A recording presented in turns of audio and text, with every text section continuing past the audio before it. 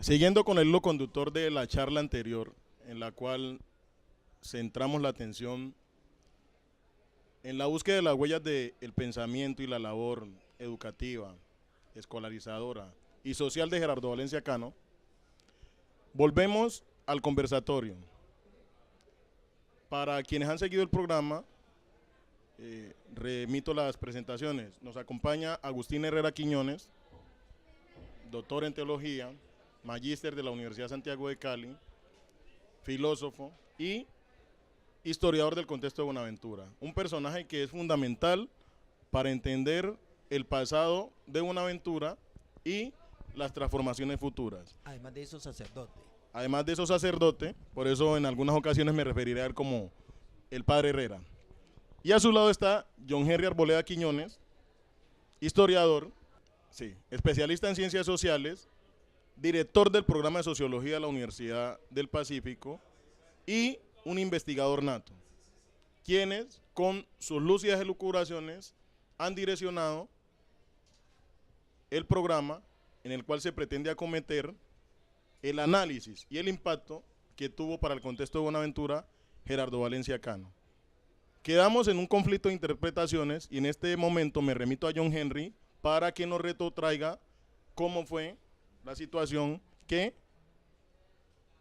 originó el conflicto sobre la interpretación del pensamiento de Gerardo Valencia Cano. John Henry. Esto surge de la pregunta por qué en la educación en Buenaventura se ha disminuido la influencia del pensamiento y el hacer de Monseñor Valencia Cano. Para uno poder dar algunos visos de interpretar o unas rutas para interpretar ese fenómeno, debe partir por concebir la educación como un campo de combate en todos los planos, ideológico, político, económico, con unas implicaciones sociales reales. En ese contexto, la propuesta que nos hacía Valencia Cano, que nos hizo Valencia Cano, cuando la vemos en perspectiva histórica, debemos de concebirla como una coyuntura larga, 20 años, que tuvo influencia directa en una generación. Pero como la educación es un proyecto, pensemos cómo se transformó la educación y las búsquedas de la educación en Colombia. Y allí podríamos vislumbrar cómo se transformó esa educación en Buenaventura. Y para entrar al plano de lo local, ya tendríamos que analizar los fenómenos locales como irrupción del narcotráfico, el nuevo riquismo traído por puertos de Colombia, el fenómeno del norteñismo, ¿sí? Porque entre la década de los 80 y principios de los 90 era muy factible encontrar aquí gente de mi generación que tenía dos opciones, donde uno ve que la educación quedaba por fuera. O me voy para arriba y la hago muy rápido, me voy para los Estados Unidos, la hago muy rápido, o en mi adolescencia busco cómo vincularme al puerto. Y eso no es un fenómeno tan local. Ese fenómeno lo vivió la Venezuela superpetrolera. En 20 años, para el caso de Venezuela, vimos cómo había impactado ese boom petrolero en lo social. Uno de los países con menos índices de educación. Para Buenaventura, Colpuertos, los norteños, ¿cierto? Colpuertos, el norriquismo del norte y el narcotráfico también tuvieron un impacto que hoy habría que pensar cuál fue en términos de la educación. Para eso doy paso al padre Agustín, porque él tiene todos los datos pormenorizados del contexto para poder relacionar cómo se fue o desconfigurando o bien reconfigurando los aportes que en la educación hizo Monseñor Valencia Cano. Importante esos elementos, pero es mucho más importante y significativo poder encuadrarlos y el impacto social y cultural que eso genera. El factor pobreza, los empobrecidos. Es que le estamos hablando a los empobrecidos. Los empobrecidos tienen unas categorías de comprensión bien específica y condicionada, domesticados, son domesticados para que ellos acepten su condición de empobrecidos. No son pobres, son empobrecidos. No se les da las posibilidades reales para que ellos comiencen a hacer un proceso de construcción de persona. Y hay algo más. Que no reconozcan la libertad como un elemento constitutivo sin el cual no se es persona. Entonces nosotros aquí, ¿qué éramos? ¿Qué somos? Porque todavía las incidencias quedan. Entonces el empobrecido se vende. Y tú callaste un hecho. La prostitución, el mercado nuestro para Italia, para Panamá, etcétera, etcétera, etcétera. Eso también produjo un impacto. Porque el problema muy complejo, porque todo el mundo piensa que el problema es de plata. Y cuando se polariza la visión de la sociedad en torno a la economía, entonces a cualquier precio. Monseñor entra, no un romántico, porque es que algunos lo pueden catalogar como romántico o un profeta ahí de perdición en cuanto a que está diciendo cosas, pero que no, tenía la claridad cómo debe construirse el ser humano y colocaba a la base la educación, el conocimiento. Entonces invitaba a hacer un ejercicio permanente de construcción de conocimiento, en donde la escuela tiene un papel importante, pero no se desligaba a la familia, no se desligaba el contexto, esa cohesión social en los barrios, esa manera de vivir, de convivir, de compartir, era también un momento pedagógico. Entonces se van rompiendo con esas cosas, se van dando una ruptura que hasta hoy estamos pagando la consecuencia. El narcotráfico, un fenómeno de fuera, pero era necesario invadir, y nos invadieron, y después de narcotraficante estamos quedando en narcoconsumidores. Es decir, nos generan unos problemas, y en ese estadio, en ese espacio, no hay tiempo para el estudio, no hay tiempo para la reflexión. Es decir, vivimos en un marco de sofisma y allí perdimos el norte. Afortunadamente la historia ha jugado también a favor, no como el Nacional, pero jugó a favor, jugó a favor. ¿En qué sentido? Que todavía quedan muchos jóvenes que están en la barrera, ¿para dónde cojo? ¿Para dónde cojo? Pero de pronto te ven a ti, te ven a otro. Oye, es bueno, por ahí el camino. Todavía hay unos indicadores. Es decir, Monseñor apuntó hacia allá, pero él no iba a materializar todo el proceso. Eso es lo que nosotros debemos de reconocer, agradecer y reconocer, y que nos corresponde a nosotros decir, si esto fue válido, ¿por qué no la persistencia? No se le garantizó la persistencia. La universidad, históricamente aquí, la del Pacífico, tiene un compromiso. Porque ¿cuál es la filosofía? Es que no, sí, que la misión, que la visión, que el proyecto educativo, sí, eso es teoría. Pero construcción de elementos, valores éticos, comportamientos, la conducta, porque están afectados. En este momento la ciudad está afectada, ¿sí? Y la tentación es tentación. Entonces, hoy tomar el pensamiento de Monseñor Valencia desde el Evangelio, desde una praxis pastoral, eso significa que vayamos iluminando las desviaciones que se han dado. Ese es el mejor trabajo. Y luego decir, pero si América Latina no tiene una filosofía propia, el Pacífico no tiene una filosofía propia, Buenaventura no la tiene, ¿sí? Y la Universidad del Pacífico no la tiene. Entonces, ¿cómo la vamos a construir? Démonos la tarea, ¿sí?, de replantear un pasado que tuvo su momento claro, pero hoy está ensombrecido para que estos muchachos puedan. Menos Platón, menos Aristóteles y más pueblo. Porque la filosofía es qué dijo Julano, qué dijo Weber, qué dijo... Lo mismo pasa en sociología, repitiendo autores. ¿Por qué no construyendo autores? Seguniando. ¿Por qué no construyendo vida? ¿Por qué no construyendo pensamiento? Para poder entender contextualizadamente mi realidad y desde allí transformarla. ¿Por qué tengo que perder mucho momento que los modelos económicos cuando no los entiendo? Entonces, ¿qué debo entender? Es la acción de esos modelos económicos sobre mi vida. Y entonces doy mi respuesta y allí comenzamos a dialogar con los modelos económicos, mi modelo y los otros modelos. Cuando Monseñor planteaba en otros términos ese tipo de cuestionamiento, entonces era obispo rojo, era marxista o era comunista. ¿Por qué? Porque se dieron cuenta que hacia dónde él orientaba la situación. Entonces había que darle un golpe en el talón de Aquiles para debilitarlo. Y con él también se debilitó el pueblo. Pero hoy, en el tiempo, estamos diciendo, nos abrió un camino. Hay una ruta.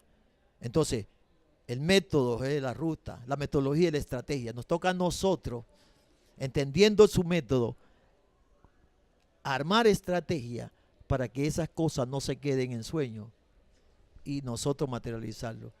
Es el estudio que va a permitir que nosotros seamos más y mejores seres humanos. Bueno, muy interesante la intervención de Agustín Herrera. Y en este momento me voy a remitir a John Henry, un conocedor avesado del Pacífico colombiano, con una reflexión final que antecede a la pregunta. Es irrefutable entonces ya el hecho, Agustín, de que Gerardo Valencia Cano efectivamente realizó una labor considerable, si se le puede llamar proyecto educativo, para el contexto de Buenaventura y el Pacífico colombiano. Sin pretendérselo. Eso es lo que tenemos que también Fue recuperar. un hacer haciendo. Eso.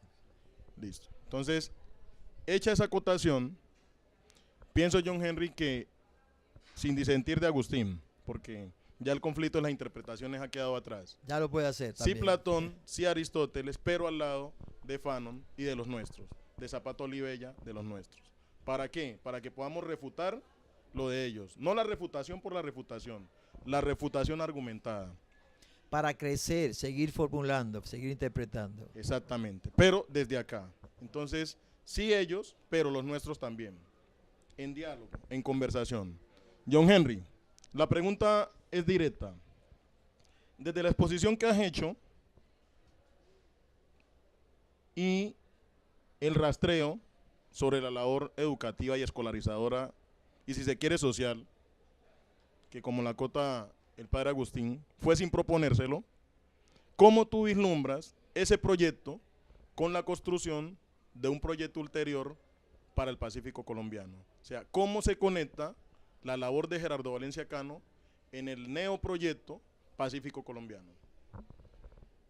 Es indiscutible, mire, que Valencia Cano generó una propuesta interpretativa para el Pacífico, que esa propuesta interpretativa fue teniendo momentos de concreción.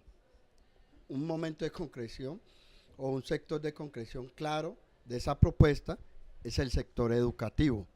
Y ese sector educativo en proyección fue de visionar qué es la educación para el Pacífico hasta concretar al interior de su orden religiosa y de la iglesia propuestas como los EPA, los encuentros pastorales afrocolombianos.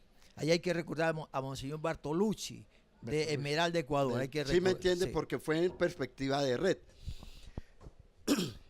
A partir de allí, y en conversación con otros actores y otros sectores, ¿cierto? No solamente de Sudamérica, sino que en conexión por lo menos con Centroamérica, el caso de Bonfil Batalla, el trabajo que estaba haciendo con la gente de Chiapas, surge una propuesta, ¿cierto?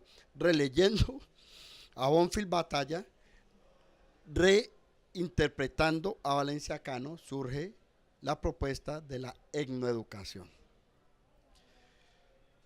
¿Cómo comprender hoy un proyecto educativo para la región del Pacífico sin tener en cuenta efectivamente esas construcciones culturales e identitarias propias? Y cuando digo propias, no estoy hablando de exclusivismo ni de esencias. Desde la iglesia se habló antes de la ley 70 Claro. del problema étnico. Entonces la ley 70 recoge simplemente una cantidad de factores y bueno, una otra coyuntura, pero no podemos desconocer que estuvieron en la base del Claro. problema etnoeducativo. Es que es por allí. Cómo la etnoeducación es la compilación de todas unas experiencias. ¿Por qué ese proyecto que ha empezado a mutar de etnoeducación a lo que muchos llaman educación propia, con marcos analíticos distintos, con propuestas interpretativas más arriesgadas, no ha llegado a la institucionalidad educativa ni de Colombia ni de Buenaventura? Y algo más, superando la inculturación o la deculturación o la aculturación, porque esa era una terminología antropológica que generaba mucha confusión desde dentro de la cultura. Entonces ahora entra a tener unos elementos mucho más claros. Más Y claro. esto hay que entenderlo ideológicamente, porque ya clarifica la presencia tanto del actor como de los interventores. Y ya no somos pueblo pasivo. El educando no es pasivo. Y hay que decirle al profesor, usted no enseña. Y entonces recuperamos a Freire. Nadie le enseña a nadie, nadie aprende solo. Vamos a construir el conocimiento en el colectivo. Es por allí. ¿Por qué? Porque para reconducir un proyecto educativo en el Pacífico, y por eso mi debate con algunos profesores y profesoras, no solamente de sociología, sino de la Universidad del Pacífico, de la Universidad del Valle, debemos de preguntarnos cuáles son los elementos culturales e identitarios que pueden ingresar, porque allí sí debemos de abandonar el culturalismo. No todos los elementos culturales son provechosos para un proyecto Estamos de político acuerdo. educativo. Estamos de acuerdo. No todos los elementos identitarios van a engrosar un proyecto educativo. ¿Cuáles son? Pero ese cuáles son no pasa por una selección arbitraria Ni o aleatoria. intelectualizada ni aleatoria del problema. Pasa por un reconocimiento de el lugar que ocupan en la configuración de una realidad social. Tienen que ser escrutados. Claro, y es por allí donde yo veo el asunto. Por eso hoy nuestra apuesta es traer esa propuesta a la Universidad del Pacífico, porque ¿cómo pensar en una educación pertinente, en las palabras de Valencia Cano, sin tener un conocimiento fehaciente del contexto?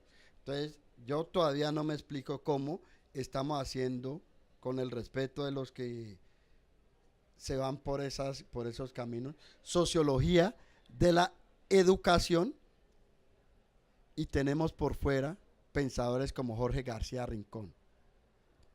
Tenemos por fuera a pensadores como Sergio Mosquera Santana.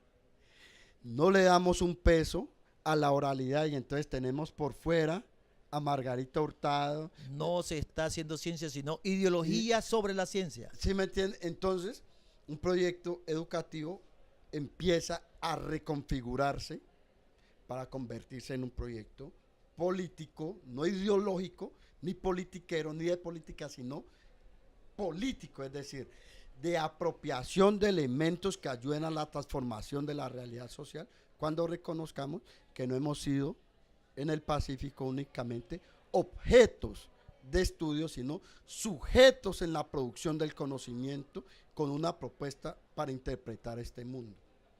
Y allí la cosa se pone más difícil, en términos de que ya podemos hablar de epistemes encontradas, que es lo que encontramos en las universidades, que solamente tienen a Buenaventura del Pacífico como sitios de enclave, no como sitios donde se produce un conocimiento.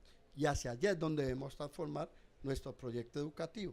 Claro, de la mano de los que ya caminaron por otras rutas, pero intentando llegar al mismo puerto, ¿cierto? De las manos de esos disidentes, de las manos de esos que de manera contradictoria conversaron con la hegemonía, de la mano de aquellos que efectivamente tienen interpretaciones que al parecer son lesivas, pero es en un diálogo.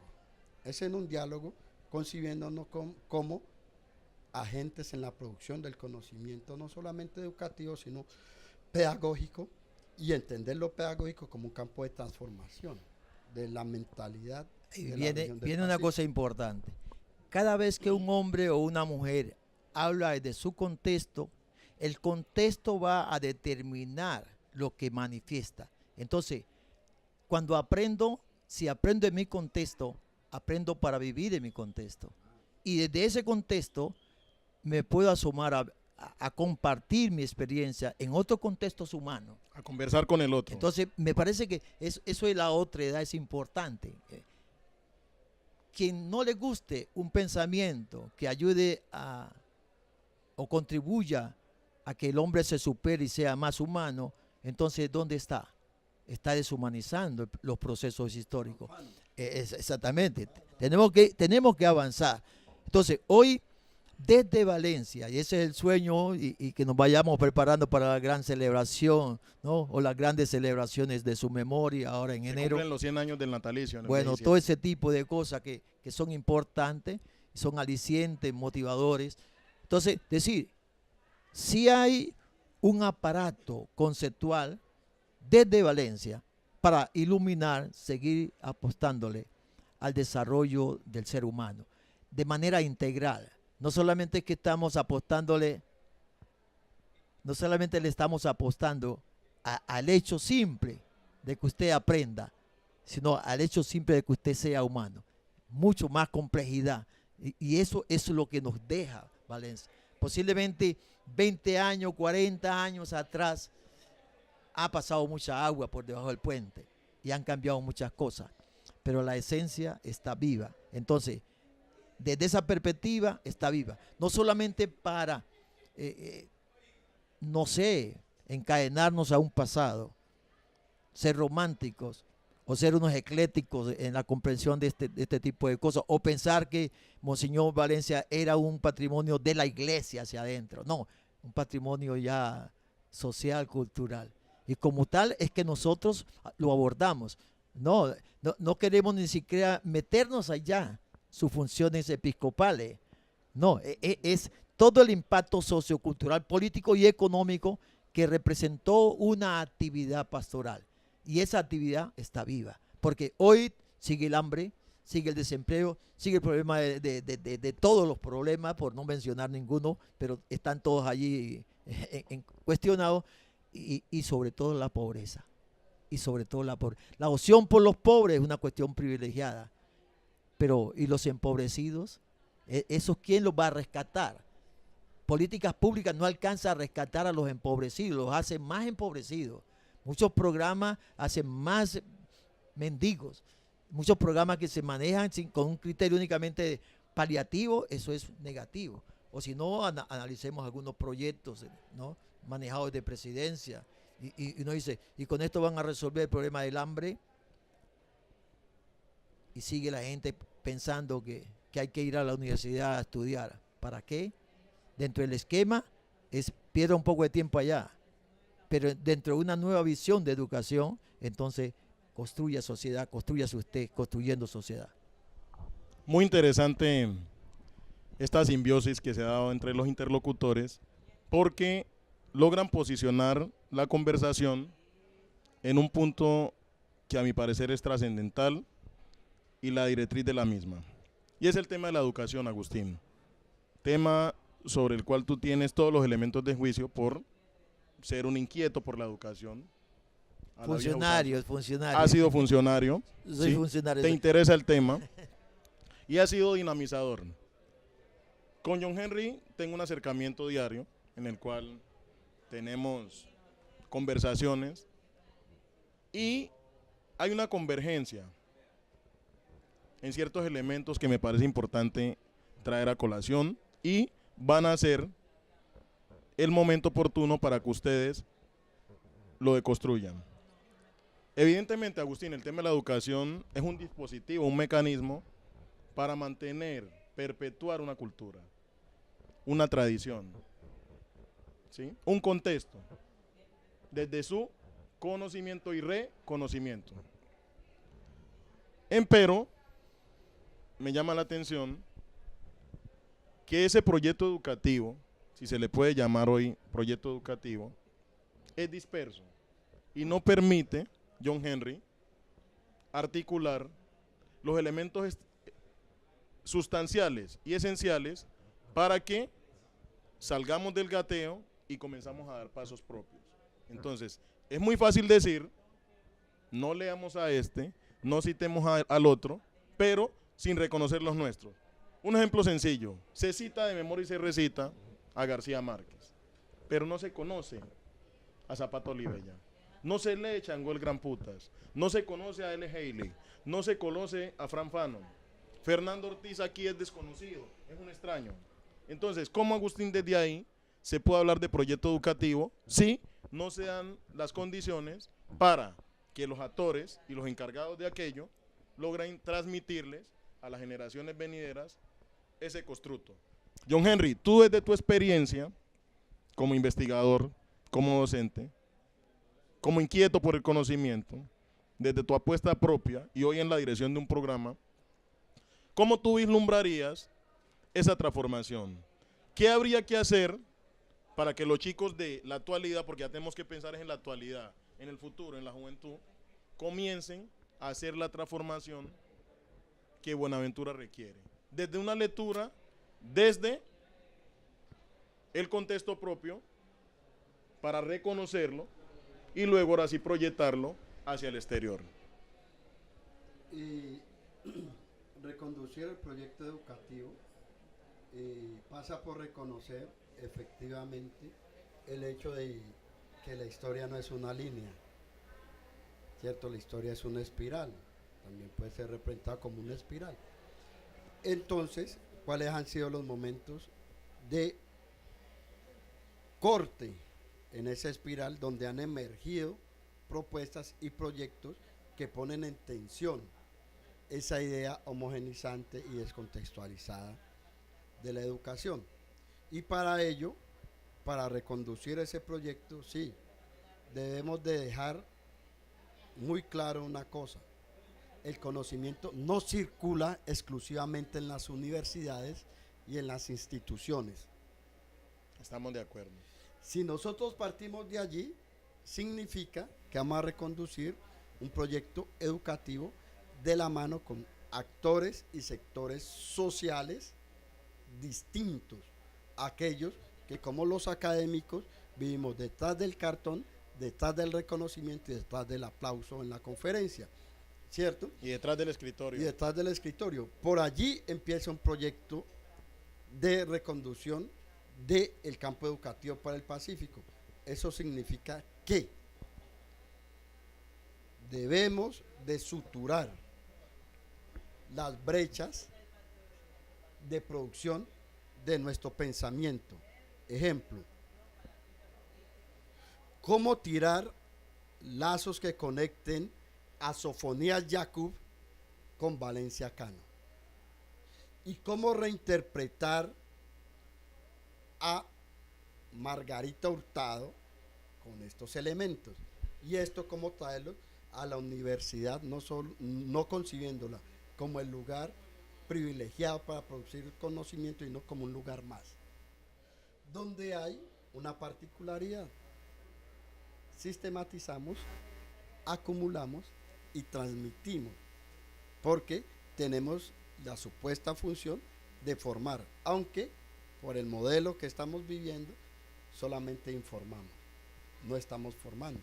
Pero hay una cosa ahí, quiere decir, en una conclusión lineal, que los actuales profesores entonces tienen dificultades con los alumnos en el proceso de construcción de de conocimiento y aprendizaje. Contéstalo, John Henry. Quiere decir que los actuales profesores de la Universidad del Pacífico debemos todos reconocer que también estamos en un proceso de formación. Y en el proceso de formación en el que estamos nosotros, el otro también cuenta. Hay una interacción. Hay una interacción. ¿Por qué? Porque estamos partiendo del hecho de que el título nos da la legitimidad para saber y para enseñarle. Cuando nosotros nos quitemos ese privilegio de la cabeza y sepamos que yo no le enseño, sino que le ayudo a aprender. Y converso con usted. Y converso con usted, ahí sería, ahí estaría el siguiente elemento importante. El otro elemento importante sería cómo poner en diálogo esas epistemes divorciadas, donde al parecer Fanon no podría discutir con la idea filosófica de Kant. Sí, porque no fue kantiano. Es que hay que mirar las sociedades. Fanon venía de acá, de Martinica, toda la cosa. Otra historia. Aunque llegue a Europa, en la Francia de aquel momento, el París de aquel momento, eran otras cosas. Y había otras confrontaciones étnicas. Y otras circunstancias Bueno, históricas. entonces, eso es importante. Pero lo más importante para nosotros es que el conocimiento es humano. El conocimiento es humano y por lo tanto aproximarnos, meternos en el ejercicio de construcción de conocimiento humano, tiene que humanizar. Si no acontece eso como resultado, allá hay algo grave. Sí. Algo está pasando, no estamos construyendo conocimiento. Es que para allá vamos, ¿por qué? Porque si Fanon no puede conversar con Kant, entonces uno de los dos no es humano. Claro. Porque ellos están pensando es en la humanidad. ¿Cuál es el pretexto del uno y cuál es el pretexto del otro? La perspectiva de intereses. ¿Sí me entiende? Porque el conocimiento tiene un interés, no es como nosotros a veces repetimos en términos de que parece que el conocimiento estuviera por fuera de un interés Además, no es neutral. social. El conocimiento claro, no es neutral. ¿sí me entiende? Entonces, tenemos una labor importante en términos de reconducir un proyecto educativo y vislumbro estos tres procedimientos. Claro, como en conversación con los otros y con las otras, pueden vislumbrar 1000 caminos más.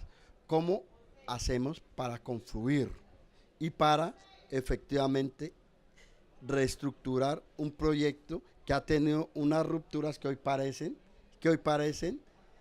incurables, vistas desde un lugar acá hegemónico y de un lugar cómodo? ¿Cómo efectivamente cambiamos nuestro chip y empezamos a hablar no para el otro, sino con el otro? Estamos de acuerdo, John No por Henry. el otro, sino desde el otro. Allí aparece un aporte significativo de Monseñor Valencia. Su esquema, su pensamiento, su razón de ser, su vocación, ¿no?, de servicio a través del sacerdocio, sacerdos, uno que comunica. ¿Y cuál es? La humildad. La humildad. Es decir, hay que tener esa capacidad también de aceptarse uno con sus límites y sus posibilidades, pero también aceptar a los demás. Entonces, pienso que el conocimiento no tiene por qué darte oportunidad de agraviar a nadie. Antes, por el contrario. Entonces, las perspectivas son positivas, inclusive sin mal utilizar el pensamiento de Monseñor Valencia, porque él se salió de un esquema de su tiempo, pero mantuvo lo esencial. Entonces, eso esencial es que nosotros tenemos que buscar. No vamos a repetir la historia. Ahí hay que hacer una claridad. Aquí hay que hacer una claridad en cuanto a la reconducción de nuestro proyecto educativo. Cuando nosotros hablamos de ser pertinentes y ser contextuales, se traduce como una suerte de exclusivismo que es autorreferencial. No, Soliloquios, islas claro, desiertas. cuando nosotros hablamos del contexto, hablamos de cómo nuestros elementos, cómo lo que se construye aquí en lo local va a complejizar efectivamente la construcción de elementos más globales para la comprensión de lo que es la sociedad, ¿sí?, en Colombia. Entonces, reconducir un proyecto educativo pasa por reconocer cuáles son efectivamente esas esencias, pero que esas esencias no impidan adherir elementos nuevos que las complejicen. Y ya estamos hablando de una cosa que es cómo ser esencialistas, pero en una estrategia, o lo que llamarían esencialismo estratégico. Cómo utilizarlos sin caer en un ostracismo, que es a donde los que no quieren pensar nuestro proyecto nos quieren llevar. Con etiquetas fijas. Con etiquetas fijas, donde pensar lo contextual parece que nos sacaría del mundo. Pensar lo contextual nos relocaliza en el mundo y nos con incluiría unos nuevos elementos, porque pensar lo global no es pensar yo cómo consumo lo global, es también pensar yo cómo ubico lo local, porque lo local también existe en una idea compleja del mundo y del universo. Y es trascendental. Agustín, una pequeña acotación, mira. Es interesante la puesta en escena de Gerardo Valencia Cano, porque aquí voy a ser disidente, pero desde una argumentación. Si situamos el pensamiento en cualquier contexto, mira que las dinámicas son parecidas. Se trata de reconocer para luego construir. Y propongo el siguiente ejercicio. Gerardo Valencia Cano, al llegar a Buenaventura, se da la tarea de conocer el contexto. Tú lo sabes, lo transitaba a pie. Se metía por los barrios, se perdía, pedía para el pasaje. Ese es el anecdotario, pero está consignado en la realidad. Eso que hizo Gerardo Valencia Cano en Buenaventura para conocer a sus feligreses, para conocer a su pueblo.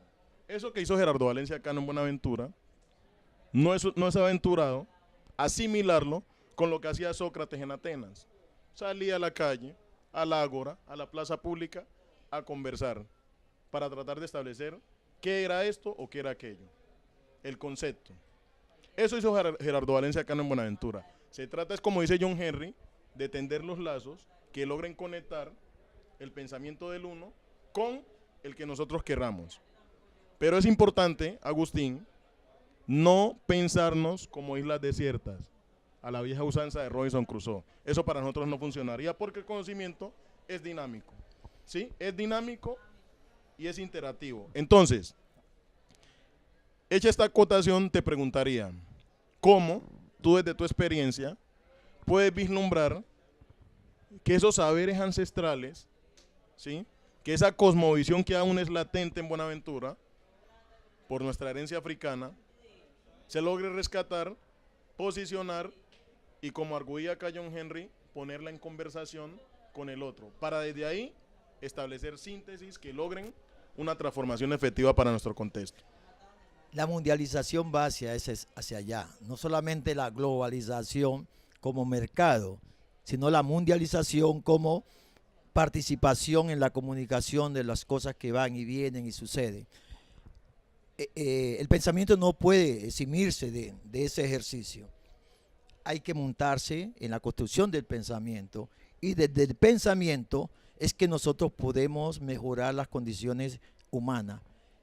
Están pensando al otro lado de la tierra, y ese pensamiento me enriquece cuando llega a mí, y lo asumo, lo interpreto, lo adapto. Entonces, es la humanidad la que está pensando, independientemente de los condicionamientos de los diversos sectores, grupos étnicos, culturales, económicos. Hoy vamos hacia la mundialización, pero entendida como respeto también por las particularidades. Nosotros aquí en el Pacífico somos una manera de ser humano, una manera, como puede ser en Estados Unidos, como puede ser en África, como puede ser en cualquier parte del territorio planetario. Eso me lo tiene que dar la escuela, eso me lo tiene que dar la familia, la universidad, el entorno, pero eso también me tiene que llegar. Yo tengo que ser protagonista en esa construcción. Hoy estamos diciendo, vamos a desaprender, tenemos que desaprender para volver a aprender. Y entonces, allí pienso que las estrategias serán nuestras. El método lo trazó Monseñor Valencia, visionario, pero él no lo iba a hacer todo.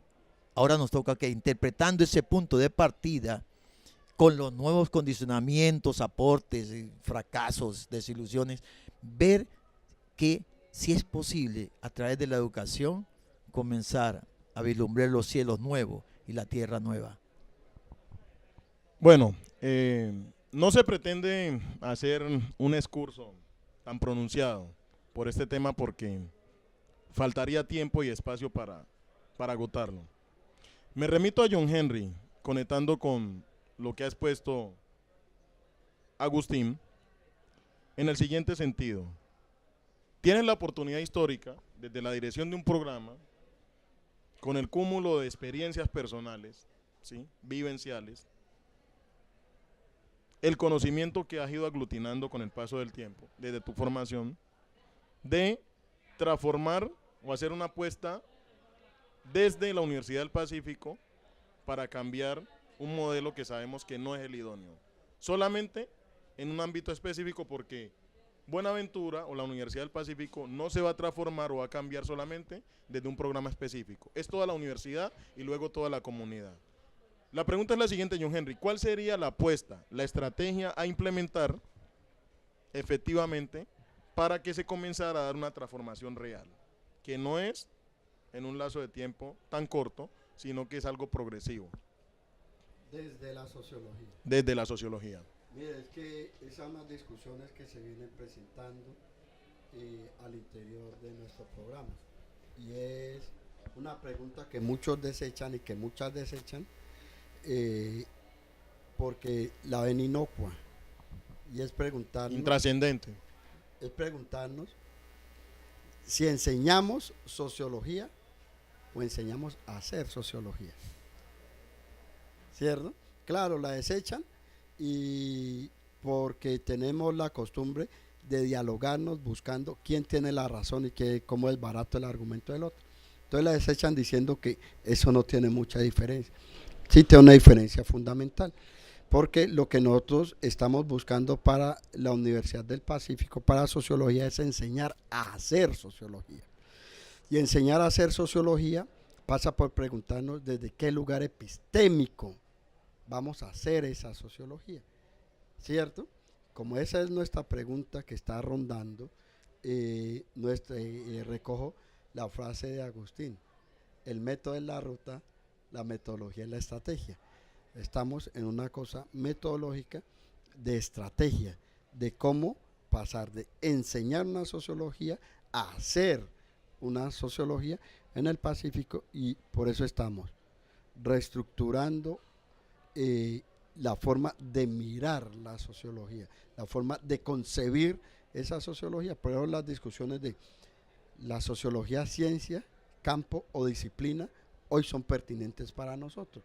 Los que la quieran reificar como una ciencia sin discusión, está muy bien, pero indaguemos a ver cuál es nuestra percepción del asunto para ver cuál es la que mejor se pliega a las búsquedas que desde sociología tiene una comunidad que es Buenaventura, y desde ahí para toda la región del Pacífico. Entonces, discutir estructura curricular, pero discutir contenidos, pero discutir perspectivas teóricas y discutir rutas conceptuales. Y en eso es que ahí hay que ser irreductible, en términos que es respetar unos legados, pero conversando críticamente con ellos. Y al conversar críticamente con ellos, vamos a posicionar los elementos que mejor convengan de todo ese legado para hacer del programa de sociología una cosa efectivamente pertinente para esta región. El mismo esquema o el mismo ejercicio tendrá que hacerse con toda la educación. Correcto. ¿Sí?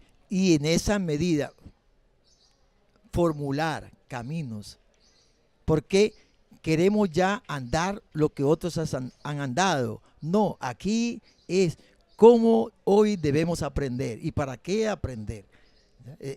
Estamos precisamente aproximándonos a uno de los focos que no nos deja avanzar.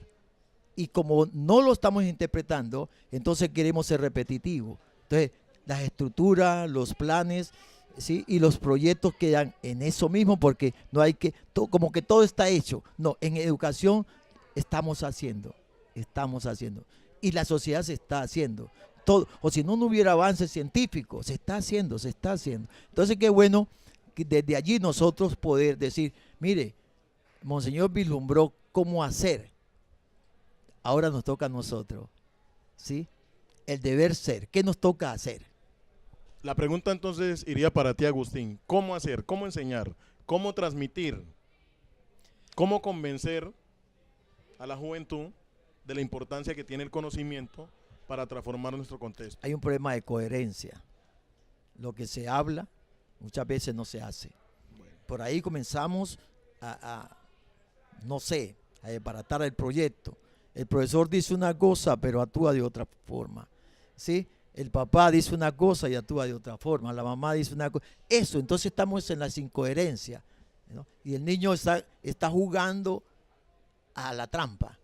Entonces, el ministerio traza unas líneas, pero no te dice que son las únicas. Te dice, si hay que cambiar y ser pertinente, desde tu contexto, arma tu programa.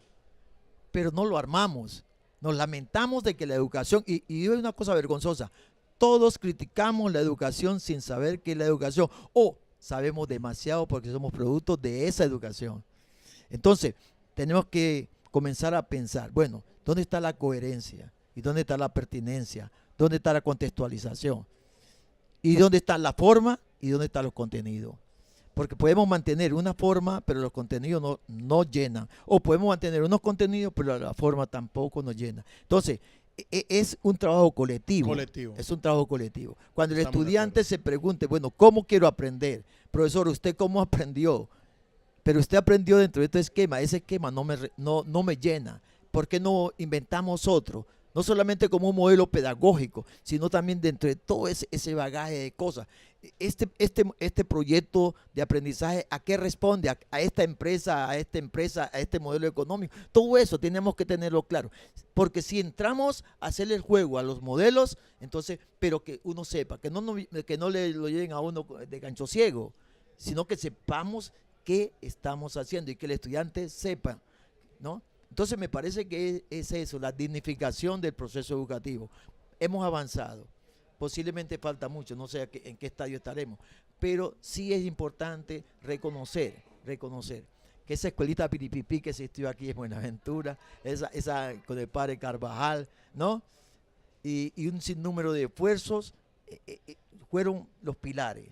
Esa número 2 fue pilar, esa número 1 fue pilar. ¿Sí? Senda fue pilar. Que las cosas no trascendieron, pero de allá recibimos las bases con las cuales hoy hemos avanzado. Nos toca que seguir avanzando. Entonces, Monseñor Valencia está vivo en el significado de algo fundamental como es la educación, que debe estar a la base del desarrollo personal y colectivo. Bueno, como lo decía John Henry, la historia no es lineal, entonces estamos en un estadio donde simplemente, como tú me lo has referenciado muchas veces, se está gestando, los tiempos de gestación. ¿Podemos aseverar eso? Yo pienso que sí. Ahora, que el resultado no sea el ideal, pero algo está pasando. La historia no está muerta, ¿sí? Los tiempos y la dinámica nos están lanzando hacia otros puertos, otras aventuras, otros desafíos.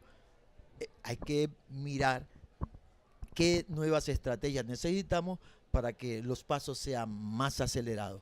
No sea que estemos trabajando como el cangrejo, ¿no? Eso, para adelante y para atrás, y no más para atrás que para adelante. Pero yo pienso que las exigencias, además el hambre y tantas deshumanizaciones interpelan bastante. Son lesivas. Eso, y entonces hay que avanzar, hay que darle respuesta a los problemas humanos y no es agarretazo. Además, los problemas sociales no se resuelven con represión. Los problemas sociales se resuelven con intervención. Y la mejor intervención es ayúdate a pensar para que seas más humano. Y entonces eres un aporte para nuevos aprendizajes. John Henry, tu reflexión final sobre este rico conversatorio. Y con eso hago las salvedades finales. ¿Cuál es tu reflexión final? Sintetizando. Sí, sintetizando, la reflexión final es que efectivamente hay unos aportes que por más vicisitudes que haya presentado en el tiempo, siguen allí llamándonos y recordando la tarea que no hemos querido hacer. Hoy es el tiempo para hacerla. Con esto quiero decir que efectivamente el solo hecho de que lo hayan invitado a uno a reflexionar sobre Valencia Cano está diciendo que ese llamado a hacer la tarea por fin está empezando a ser escuchado. Bueno, a los televidentes que gentilmente han seguido el programa, no tengo palabras para expresar el agradecimiento, porque ha sido un espacio de reflexión. No se ha pretendido ni pontificar, ni generar dogmatismos alrededor de la figura que direccionó el conversatorio, pero sí poner en contexto y en escena algunos elementos que, a mi parecer, son importantes y sustanciales para rescatar el legado de Gerardo Valencia Cano para Buenaventura. Obviamente habrán otros momentos y otras oportunidades para ahondar más en el tema que me parece que hoy más que nunca es pertinente para Buenaventura.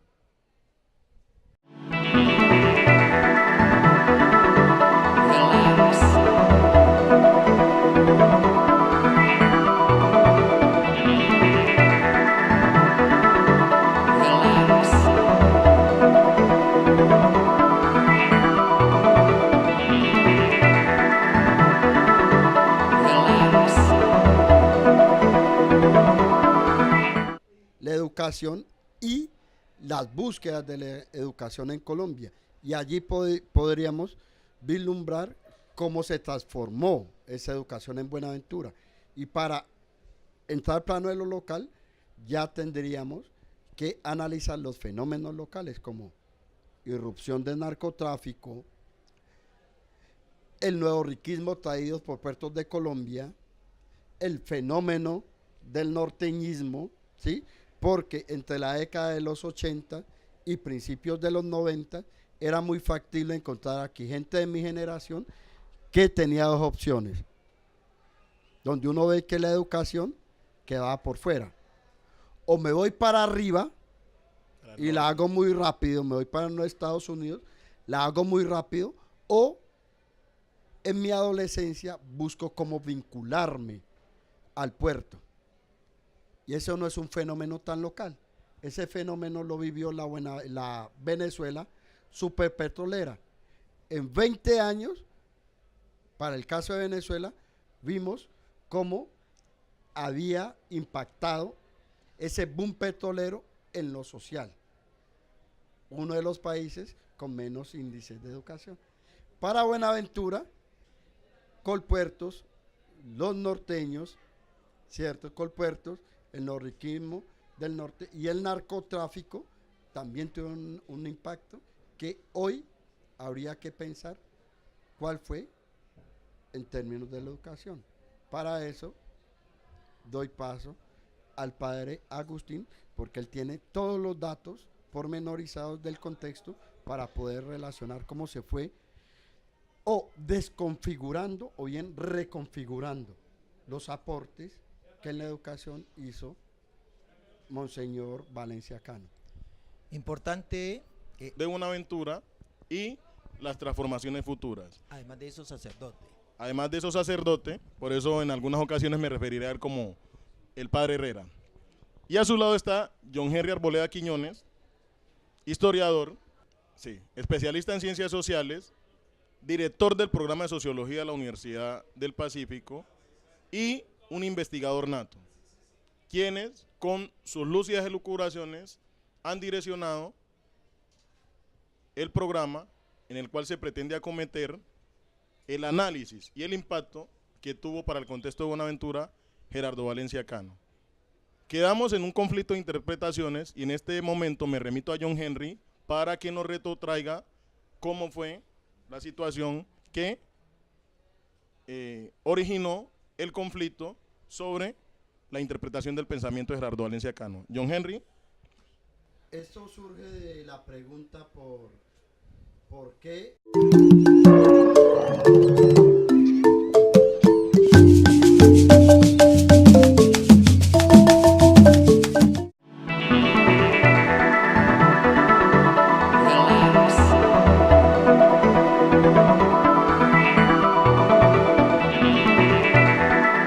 Siguiendo con el hilo conductor de la charla anterior, en la cual centramos la atención en la búsqueda de las huellas del pensamiento y la labor educativa, escolarizadora y social de Gerardo Valencia Cano, volvemos al conversatorio.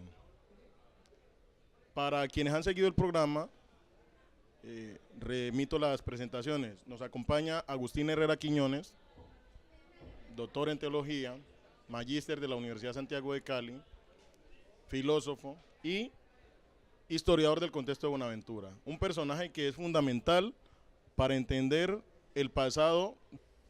En la educación en Buenaventura se ha disminuido la influencia del pensamiento y el hacer de Monseñor Valencia Cano. Para uno poder dar algunos visos de interpretar o unas rutas para interpretar ese fenómeno, debe partir por concebir la educación como un campo de combate en todos los planos, ideológico, político, económico, con unas implicaciones sociales reales. En ese contexto, la propuesta que nos hacía Valencia Cano, que nos hizo Valencia Cano, cuando la vemos en perspectiva histórica, debemos de concebirla como una coyuntura larga, 20 años, que tuvo influencia directa en una generación. Pero como la educación es un proyecto, pensemos cómo se transformó